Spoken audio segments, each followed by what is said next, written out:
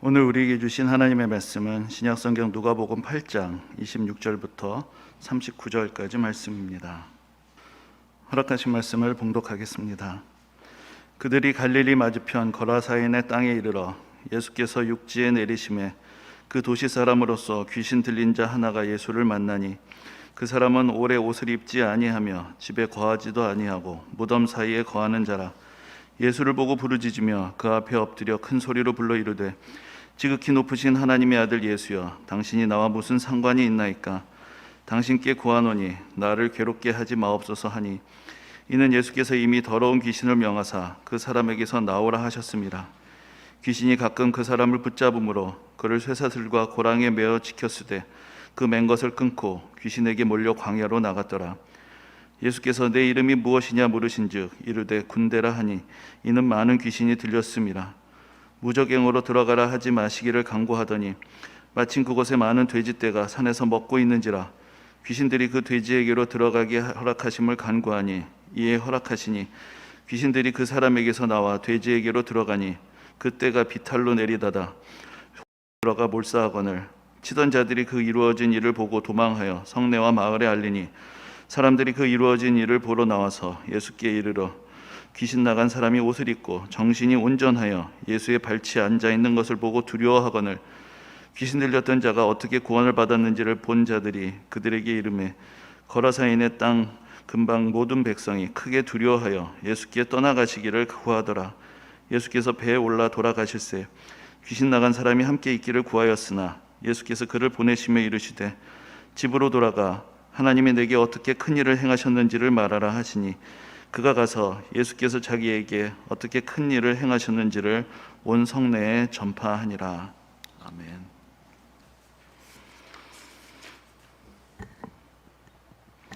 전에 섬기던 교회에 부임하고 얼마 되지 않았을 때 제가 담당했던 교구의 구역장님 한 분으로부터 전화를 받게 되었습니다.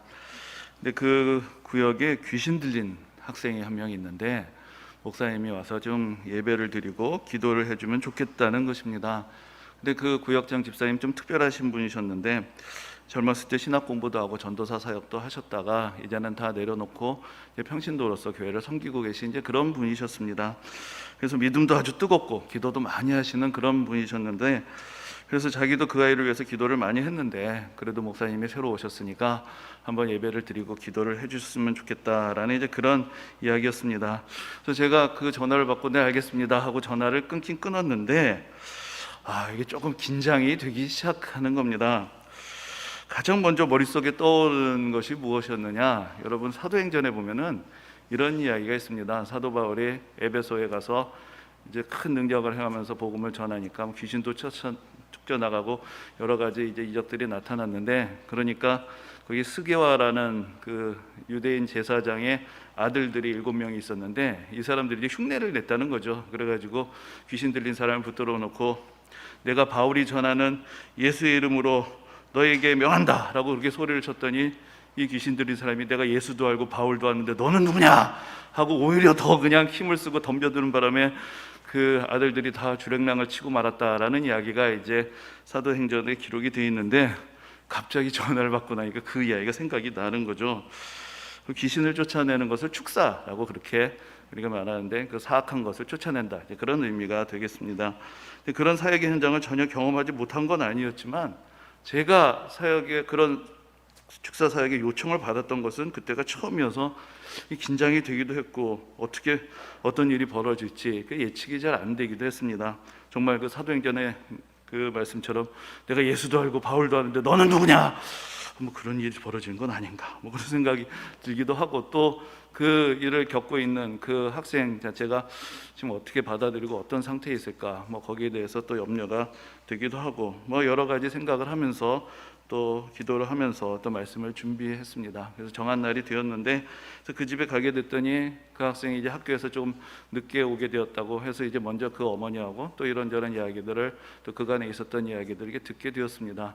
그러니까 또 좀 더 긴장이 되는 것이죠. 그러다가 이제 조금 늦게 그 학생이 집에 왔는데 제가 무슨 생각을 했었는지 아무튼 간에 생각했던 것보다는 아주 순하고 착하게 생긴 그런 학생이었습니다. 그리고 같이 얌전하게 앉아가지고 예배를 드리고, 그리고 나서 제가 마지막으로 제 나름은 아주 간절하게 기도를 했는데, 이게 좋은 일인지 아닌지 아무 일도 없이 너무나 평안하게 예배하고 기도를 마치게 되었습니다. 그리고 그 뒤로는 귀신이 나갔는지 작전을 바꿨는지 제가 그 교구를 담당하던 동안에는 아무런 일도 없이 조용하게 지나가게 되었던 그런 일이 있었습니다. 근데 오늘 본문의 말씀은 바로 예수님이 귀신을 쫓아내신 그런 이적을 행하는 장면을 우리에게 보여주고 있습니다. 지난주에 원수를 사랑하라라는 그런 말씀에 대해서 우리가 상고를 해보았는데, 원수를 사랑할 수 있는 이유도 우리가 궁극적으로 생각해 보면은 다른 사람들을 미워하고 다른 사람들을 힘들게 하고 있는 그 사람 자체도 사실은 어떤 악한 세력 안에 피해자로서 있는 것이다. 우리가 그렇게 생각을 하고 접근하게 되면은 그 사람을 좀 더 이해할 수 있고, 그 사람이 하는 일들과 그 사람 자체를 좀 구분할 수 있고, 그러면서 그 사람을 사랑할 수 있는 그런 길들을 찾을 수가 있을 것입니다. 다만 문제가 있다면은 자신이 고침을 받아야 한다는 사실, 자신이 치유를 받아야 한다는 사실을 인정하지 않고 있을 뿐이지, 그 사람도 사실은 악의 피해자다라고 생각을 한다면 그 사람을 사랑할 수 있는 길이 열릴 수가 있는 것이죠. 미국의 정신과 의사이면서 저술가였던 스카펙이 거짓의 사람들이라는 책을 쓴 적이 있는데, 거기에서 악을 일종의 질병이다라고 그렇게 진단을 하고, 그래서 악으로부터 사람들을 고쳐야 된다, 치유해야 된다라는 그런 주장을 펴는 것을 볼 수 있습니다. 그래서 그가 정신과 의사로서 많은 사람들을 만나고 상담하는 가운데서 이 사람들의 증상은 이건 악하다고밖에 표현할 수 없는 그런 사람들을 접하게 되었고, 이 사람들을 치유하기 위해서 이 악의 실체라는 것이 있구나라는 것을 인정할 수밖에 없었다는 것입니다.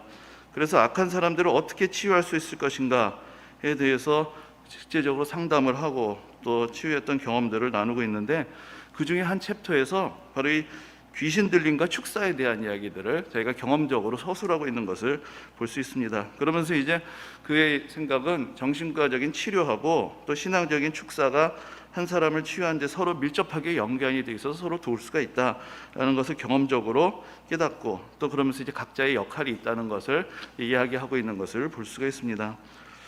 이 원수를 사랑하라라는 말씀도 사실 우리가 받아들이기 쉽지 않은 그런 말씀이지만, 또 귀신을 쫓아내시고 또 질병을 치유하시는 그런 이적도 또 받아들이기 힘들어하는 사람들도 많이 있습니다. 귀신이라는 것이 존재한다는 과학적인 증거가 있느냐, 실제로 기도한다고 병이 나을 수 있느냐, 여기에 대한 회의를 가지고 말씀을 읽게 되면 사실 별로 납득이 되지가 않는 것이죠. 하지만 우리가 복음서를 읽어가면서 원수까지도 사랑하라는 말씀을 들으면 그건 너무 이상적이라서 또 못 받아들이고, 또 귀신을 쫓아낸다는 말씀을 들을 때 이건 또 너무 비과학적이라서 못 받아들이고, 이거 빼고 저거 빼고 하다 보면 사실은 남는 게 별로 없을 것입니다. 오히려 어떻게 생각하면은 사람들이 쉽게 생각하고 받아들이기 어려운 말씀과 이적을 이 예수님 한 분이 다 행하셨다는 이 사실 자체가 정말로 예수님이 그렇게 말씀하셨고 그렇게 사셨고 그렇게 이적을 행하셨다라는 실제적인 증거가 되지 않겠는가라는 그런 생각을 저는 해보곤 합니다. 여러분들이 어떻게 생각하실지 모르겠지만은 복음서를 읽어가다 보면은 이건 누가 지어낸 이야기라고 하기에는 너무나 완벽하고 너무나 실제적이고 너무나 현실적인 그런 표현들을 접하게 되기 때문입니다. 오늘 본문의 사건도 마태복음, 마가복음, 누가복음에 다 기록이 되어 있는데, 복음서마다 조금씩 강조하고 있는 부분들은 다른데 그런 내용까지도 다 고려해서 읽어보게 되면은 너무나 사실적이고 너무나 세세하게 묘사가 되어 있어서 그리고 일반적으로 생각하기 어려운 현상들에 대해서까지 설명하고 있기 때문에 이게 실제로 이런 일이 일어나지 않고서는 도저히 기록될 수 없는 그런 사건이구나 라는 것을 본문 자체가 사실 우리에게 오히려 알려주고 있는 것입니다. 그 영국의 역사가였던 에드워드 기본이 일종의 고전이라고 할 수 있는데 로마 제국 흥망사라는 그런 책을 저술해서 잘 알려져 있습니다. 그런데 그 책 가운데 어떻게 기독교가 로마 제국에 확산될 수 있었는가, 그것을 분석하는 내용이 있습니다. 그러면서 5가지 그 이유를 나름 들고 있는데, 그 중에 하나가 무엇이냐면은 초대교회에서 나타난 이적들에 대해서 이야기를 하고 있습니다. 그 중에 특별히 흥미로운 이야기를 전해주고 있는데, 축사의 이적이 나타날 때 귀신들이 쫓아나가면서 이렇게 이야기를 하더라는 것이죠. 내가 가짜 신인데 사람들의 경배를 가로채었었다 라고 그렇게 고백을 하면서 나가더란 것입니다. 그러니까 사람들이 그것을 보면서 그들이 섬기던 우상을 버리고 다 기독교를 믿게 됐다. 이제 그런 이야기가 이제 그의 그 역사책에 그 기록이 되어 있는 것을 볼 수 있습니다. 오늘 본문은 예수님이 행하셨던 축사 이적들이 여럿이 있는데 그 중에서도 가장 자세하게 기록이 되어 있고 또 해석하기 어려운 그런 문제들도 많이 있고 또 그만큼 또 중요한 이제 그런 의미를 갖고 있는 이제 그런 사건입니다. 먼저 오늘 본문이 일어난 지역이 중요한 것인데 그것은 이스라엘 백성들이 사는 유대 지역이 아니라 이방인들이 사는 그런 지역이었습니다. 예수님이 갈릴리 호수를 건너가셔서 이제 오늘 본문에 보면 호수 건너편에 도착하시는 것부터 이야기가 나오는데 여기는 이제 이방인들이 사는 그런 지역이었고 예수님이 일부러 그들이 사는 지역을 찾아가셨던 것입니다. 그래서 이 사건의 배경 자체가 그래서 매우 특별한 그런 상황이 됩니다. 그 지역은 넓게 보면 이제 우리말 성경에서 표현하기로는 데가볼리, 그러니까 헬라어로는 데카폴리스라고 불리는 지역인데 이 데카라는 것은 열이라는 뜻이고 폴리스라는 것은 여러분들은 뭐 더 익숙하시겠지만 도시라는 뜻입니다. 그래서 이 지역은 10개의 도시들이 서로 연합체를 형성하고 있는 지역이었는데 그 10개의 도시들이 다 그리스어를 사용하는 헬라 문화의 영향을 받은 이방인들이 사는 도시였습니다. 그 10개의 도시들이 서로 연합이 되어서 그 로마 제국의 지배에 순종을 하면서 이제 자기들끼리의 어떤 자치 지역을 만들고 있었던 것인데 그 중에 한 도시가 바로 오늘 본문에 나오는 거라사라는 도시입니다. 근데 이제 여기 조금 문제가 있는데 그 거라사라는 도시는 갈릴리 호수로부터 50km 이상 떨어져 있는 곳이라고 합니다. 그러니까 오늘 본문에 여러분들 같이 보셨겠지만은 또 뭐 유명한 이야기인데 예수님이 이제 귀신을 쫓아내셨을 때 이 귀신이 돼지떼에게로 들어가는데 그 돼지떼가 저 호수로 달려가서 거기서 이제 다 빠져 죽었다는 얘기가 있습니다. 그러면은 이 돼지들이 50km를 질주를 해야 되는 거죠. 그 거라사에서 갈릴리 호수까지 50km를 달려가는 이 장관을 이뤄야 되는데 이게 좀 현실적으로 가능하겠는가? 그래서 이 지명이 좀 오기가 있었던 게 아닌가? 이제 그런 이야기도 있습니다. 그런데 이제 오늘 본문을 잘 읽어보면은 거기 이제 이 귀신 들린 사람이 귀신에게 몰려서 광야로 나갔다라고 29절에 써 있습니다. 그러니까 이 사람이 거라사 출신은 맞는데 귀신에게 몰려서 이 광야로 나가서 무덤가에서 살게 되었기 때문에 이 사람이 예수님을 만난 곳은 갈릴리 호숫가였다. 이제 그렇게 생각하면은 성경의 여러 기록들이 별 문제가 없을 것입니다. 근데 이제 예수님이 이 사람을 만나셨을 때 이 사람은 말씀드린 대로 집에서도 떠나고 옷도 제대로 입지 않고 무덤가에서 살고 있었는데 이 사람들이 이 사람을 제어하기 위해서 쇠사슬로도 묶어보고 했는데 워낙 힘이 세가지고 그걸 다 끊어버리고 이렇게 광야까지 와 있는 이제 그런 상황이었습니다.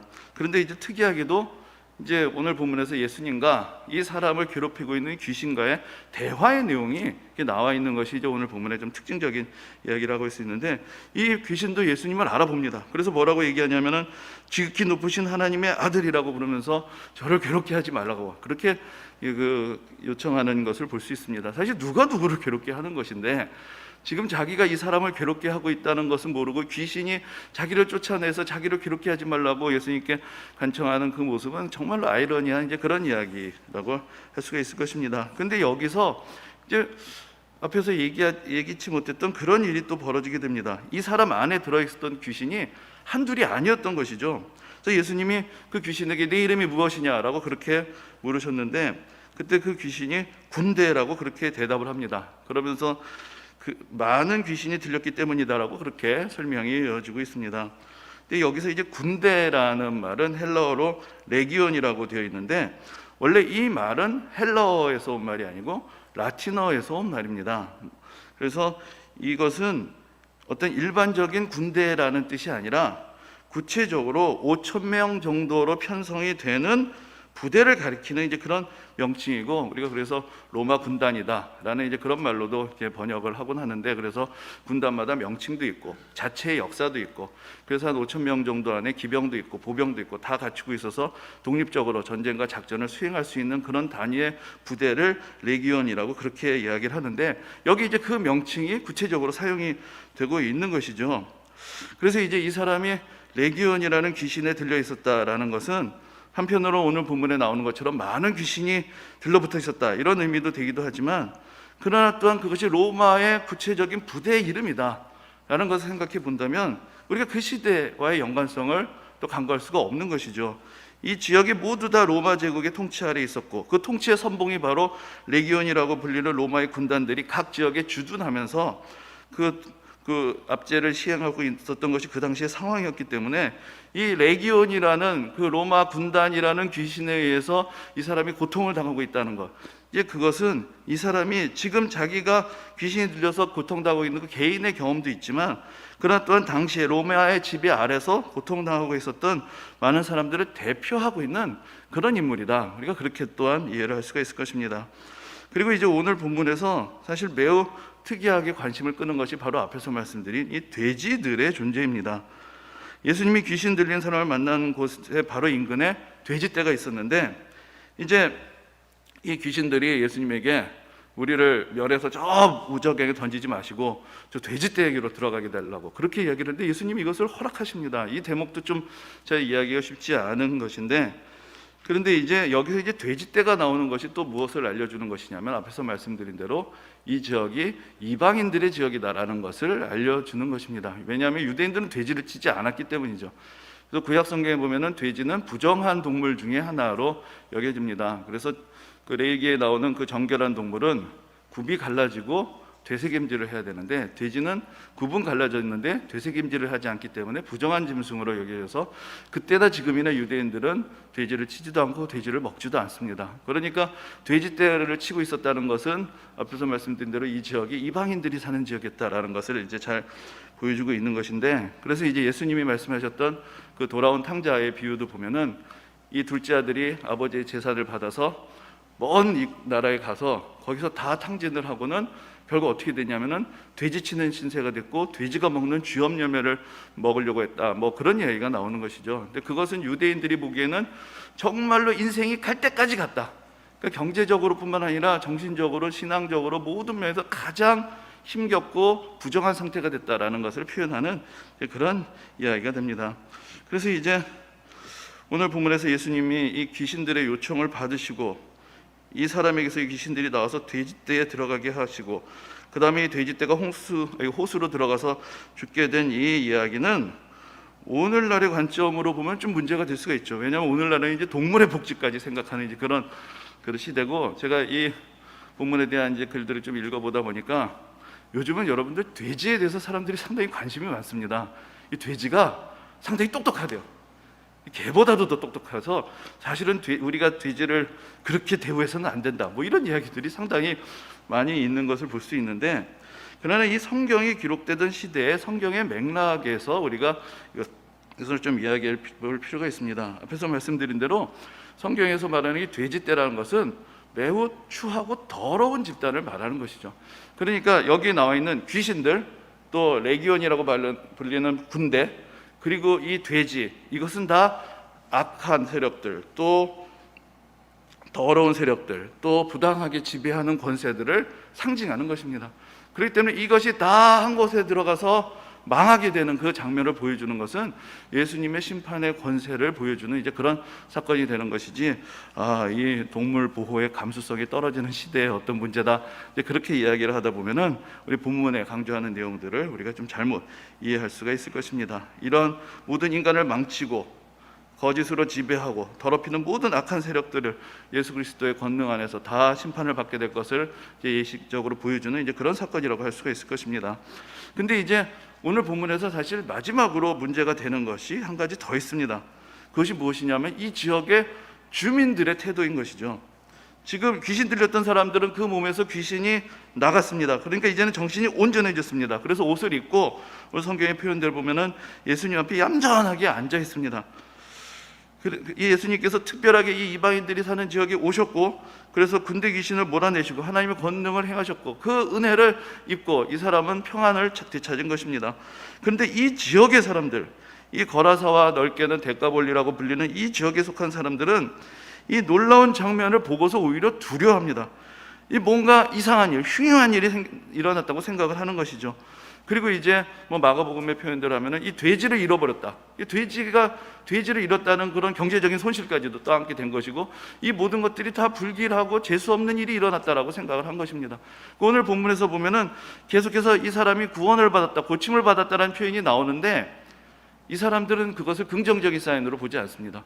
하나님의 은혜가 임하였고 하나님의 영광이 임하였다는 것을 깨닫지 못하고 자기들의 손실을 받았다, 뭔가 익숙하지 않은 일이 일어났다, 흉흉한 일이 일어났다, 이 사건의 의미를 생각하지 못하고 판단하지 못하고 그냥 불안해하고 그냥 두려워하면서 예수님 보고 떠나가시라고 하게 되었던 것입니다. 한 사람의 몸에 들러붙은 귀신은 아무리 그 수가 많아도 예수님의 권능으로 쉽게 쫓겨나갔습니다. 그런데 사람들의 불안과 결부되어 있는 악한 세력으로부터 사람들을 자유하게 하는 것은 그것보다 더 힘든 일이었다. 그것을 우리에게 보여주고 있습니다. 그들은 그들을 찾아오신 예수님을 영접하지 않았고, 그래서 후에 본격적으로 이방인들을 위한 선교가 시작이 되고 나서야 이제 예수님의 제자들 또 사도들이 다시 복음을 들고 찾아오게 될 것입니다. 그러나 그들은 그들의 눈앞에 열려있는 그 구원의 기회를 이렇게 그들의 닫혀진 마음으로 놓쳐버리게 되었던 것입니다. 이 사람들은 한 귀신 들린 사람을 보면서 두려워하고 그 사람을 제어하려고 쇠사슬에 묶어놓기도 했지만 정작 자기들이 구원이 필요한 사람들이라는 것은 깨닫지 못했고, 이 귀신 들린 사람을 자유하게 하신 예수님이 그들도 모든 죄와 악의 속박에서부터 자유하게 하신 분이시라는 것을 깨닫지 못했던 것입니다. 여러분, 좀 죄송한 말씀이지만 저는 요즘 어쩌면 우리가 살아가고 있는 이 21세기는 후대에 야만의 시대라고 불리게 되지 않을까, 이제 그런 걱정이 점점 들곤 합니다. 영국의 역사가인 에릭 홉스봄이 20세기를 극단의 시대라고 그렇게 명명을 했는데, 이미 그는 세상을 떠났지만 과연 21세기를 보면서 어떤 이름을 붙이게 될 것인가, 그런 생각을 해봅니다. 벌써 21세기를 21년째 살아가고 있는데, 이 21세기가 인류의 지성이 퇴보하고 민주주의의 제도와 절차가 퇴보하고 관용의 정신이 퇴보하고 사람들의 무지와 불신과 불안과 혐오에 편승한 음모론과 갈등의 시대가 되는 것은 아닌가, 그런 염려가 들 때가 있습니다. 여러분들도 다 잘 아시겠지만 지난 1월 6일에 미국에서 일단의 그 사람들이 국회의사당 안으로 난입했던 사건은 미국만의 문제가 아니라 어쩌면 앞으로 우리가 살아가게 될 세상의 모습을 상징적으로 보여주는 사건이 되지는 않을까라는 생각이 들곤 하는 것입니다. 지금 우리는 바이러스라는 귀신과 싸우고 있습니다. 그러나 다른 한편으로는 불안과 불신이라는 또 다른 귀신이 우리에게 들러붙고 있습니다. 바이러스라는 귀신은 잘 식별이 됩니다. 그러나 불안과 불신은 잘 식별이 되지 않습니다. 무엇보다도 바이러스에 감염된 사람들은 자신이 치유가 필요하다는 것을 인정하지만, 불안과 불신에 감염이 된 사람들은 자신들이 아닌 다른 사람들이 치유가 필요하고 저 사람들이 문제라고 생각하기 쉽습니다. 정보통신 기술이 발달하게 되면서 PC, 퍼스널 컴퓨터하고 인터넷이 결합하게 되었을 때 사람들은 이제 거의 무한에 가까운 정보를 획득하고 처리할 수 있게 되었습니다. 그래서 이제 많은 사람들이 그때 이제 평가하고 분석하기를, 이제 중앙집권적인 사회는 끝났다, 이제 권력이 분산이 되고 정보가 공유가 되는 진정한 민주화와 자유의 시대가 될 것이다라고 그렇게 예측을 했습니다. 그런 예측은 한편으로는 맞는 이야기였지만 또 한편으로는 틀린 이야기가 되었습니다. 최상의 정보의 기초에서 가장 이성적이고 합리적으로 판단하고 행동하기보다는 가장 듣기 좋고 자신의 편견과 감정에 잘 부합하는 이야기들을 선별적으로 받아들이고 어렵고 복잡한 전문 지식보다는 자극적이고 쉽게 이해되는 이야기 속에서 안주하게 되는 현상들이 나타나고 있기 때문입니다. 인터넷과 유튜브 세계의 승자는 가장 객관적인 지식을, 가장 정확한 근거를 가지고 전달하는 사람들이 아니라 사람들이 듣고 싶어하는 말을 과장하고 부풀려서 전달하는 사람들이 되고 있는 것은 아닌가라는 생각이 듭니다. 우리는 객관적이고 정확한 사실보다는 쉽고 이해가 잘 되는 이야기들을 더 좋아합니다. 어떤 상황을 이해하기 위해서 적어도 하루 이틀의 시간도 사용하지 못하고 누군가가 5분, 10분, 20분 안에는 싹 다 설명을 해 주어야 아, 저게 맞는 이야기다 하고 그렇게 받아들이고 그것을 사실이라고 믿고 싶어하는, 그리고 또 그렇게 믿게 되는 그런 시대 속에서 살아가고 있는 것입니다. 이 정보에 홍수가 일어나니까 홍수가 일어나면 마실 분이 없다라는 이야기도 있듯이 너무나 많은 정보를 저희가 감당하지 못하고 처리하지 못하니까 그걸 통째로 다 부정해버리고 가장 쉬운 얘기, 가장 단순한 이야기, 가장 자극적인 이야기로 사람들이 몰려가게 되는 것은 아닌가, 그런 염려가 듭니다. 작년 2월에 그 코로나 바이러스 제1차 유행이 시작되었을 때, 그러면서 갑자기 이제 예배드리는 것이 어려워진 것이죠. 그러면서 여러 가지 그 교회 활동에 제약이 생기게 되었을 때 이 문제들을 어떻게 이해하고 대처해야 될지 정말로 난감한 그런 상황이 되었습니다. 그래서 서점에 가서 뭔가 좀 공부를 해야 되겠다라고 찾아갔더니 벌써 이제 발빠른 사람들이 코로나 바이러스에 대한 지식들을 정리한 책들을 저술해 놓았고, 또 서점에서도 관련 서적들에게 모아놓은 코너를 만들어 놓은 것을 보게 되었습니다. 그래서 책을 이렇게 몇 권 사와서 이제 머리를 싸매면서 좀 읽어보게 되었는데, 그러면서 이제 한두 주 지난 후였는데, 그때 살려고 했던 책이 그게 더 좋은 책이었던 것 같은 생각이 들어서, 근데 이름이 제 생각이 안 나요. 그래서 서점에 다시 가보았습니다. 그랬더니 그 코너가 없어진 것입니다. 더 늘어났을 줄 알았는데, 새로운 책들이 와서 더 책이 많아졌을 줄 알았는데 그 코너가 없어진 것이죠. 그러면서 이제 베스트셀러 목록을 쭉 보니까 이 바이러스 관계된 어떤 지식을 전해주는 책들은 그냥 한두 권 껴있을 뿐이지 다른 책들이 다 여전히 많이 팔리고 있어요. 그래서 그때 제가 여기 알게 됐던 것이, 서점에서 바이러스에 대한 책이 많이 팔릴 줄 알고 코너를 따로 만들었는데 사람들이 안 사니까 이거 필요 없구나 해서 그 코너를 없애버렸구나, 이제 그런 생각을 하게 되었습니다. 사실 우리가 어느 시대보다도 개명된 세상에서 많은 전문 지식과 정보 속에서 살아가고 있지만, 그러나 우리는 우리의 정신줄을 놓고 우리 각자가 판단하고 생각하고 성찰하지 못하고 가장 게으르고 가장 쉬운 길을 따라가고 있는 것은 아닌가.